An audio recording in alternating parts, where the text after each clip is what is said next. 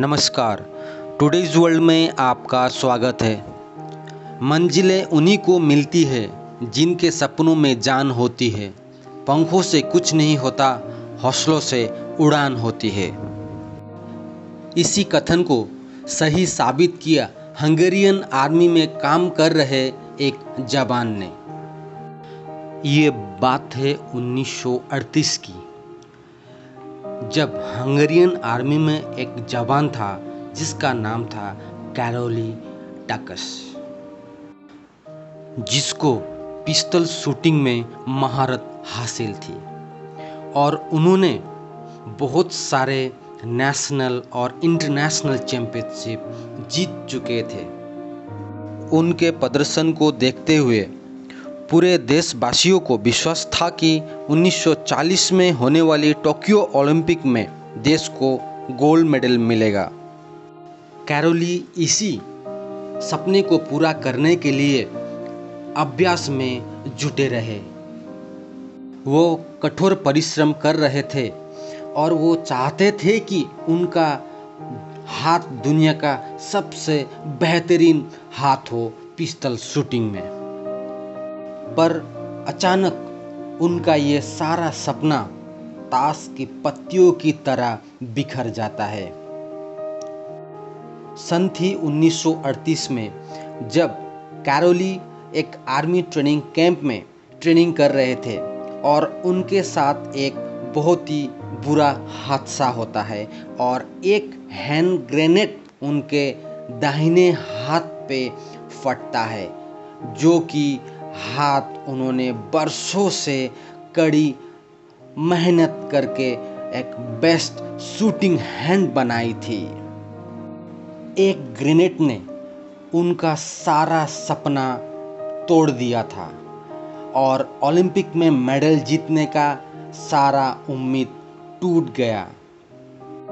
अब उनके पास दो ही विकल्प थे, या तो वो हार मान लेते या तो जीवन भर रोते बिलखते और इसी पश्चाताप की अग्नि में जलते रहते, या तो फिर से खड़े होते।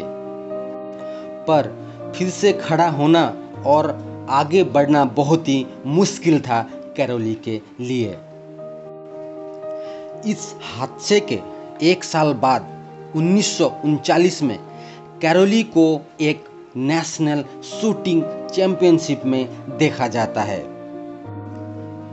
और उनके कॉलीग्स बहुत ही खुश थे कैरोली को इस चैंपियनशिप में देख के, और उन्होंने बहुत ही तारीफ की कैरोली का कि वो यहाँ पे आए उनके कॉलीग्स का उत्साह बढ़ाने के लिए।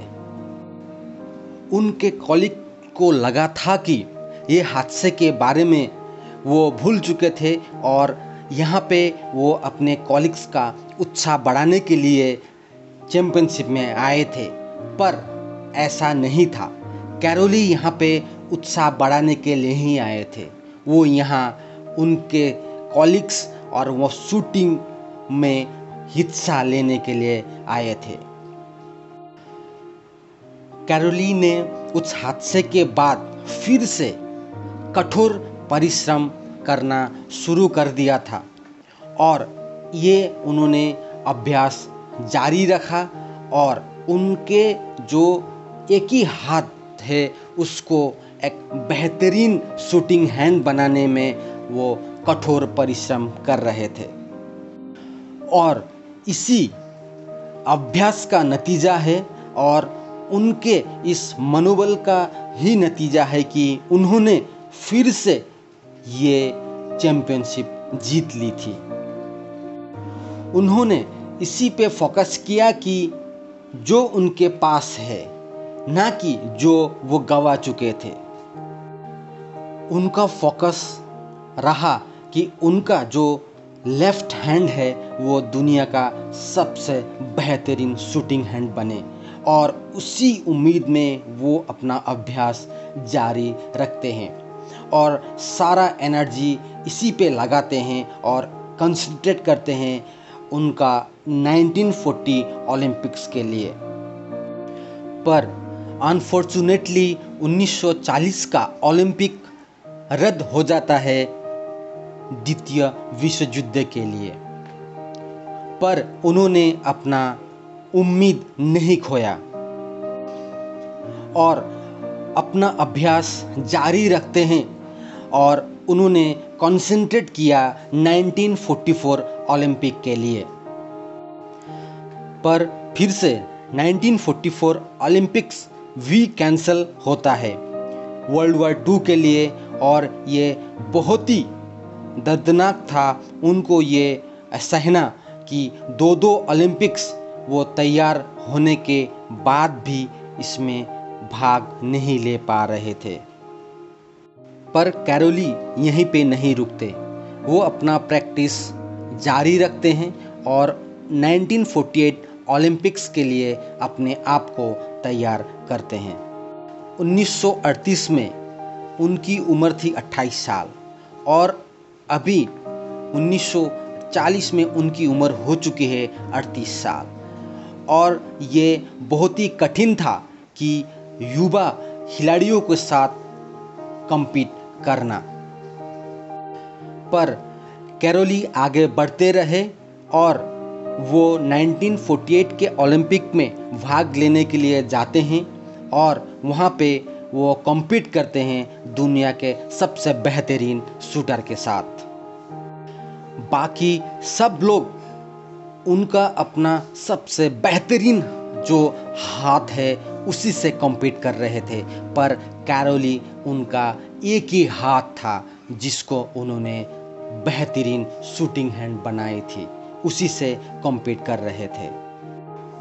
और इस ओलंपिक में वही जीतता है जिसके पास एक ही हाथ था।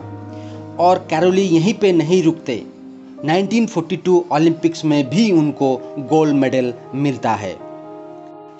कैरोली ने ओलंपिक हिस्ट्री बदल डाला था, इसलिए नहीं कि उन्होंने 2 गोल्ड मेडल मिला, पर इसलिए कि ये कभी ना हार मानने वाले मानसिकता के वजह से जो गोल्ड मेडल उनको मिला, इसके लिए दुनिया कैरोली को याद करती है।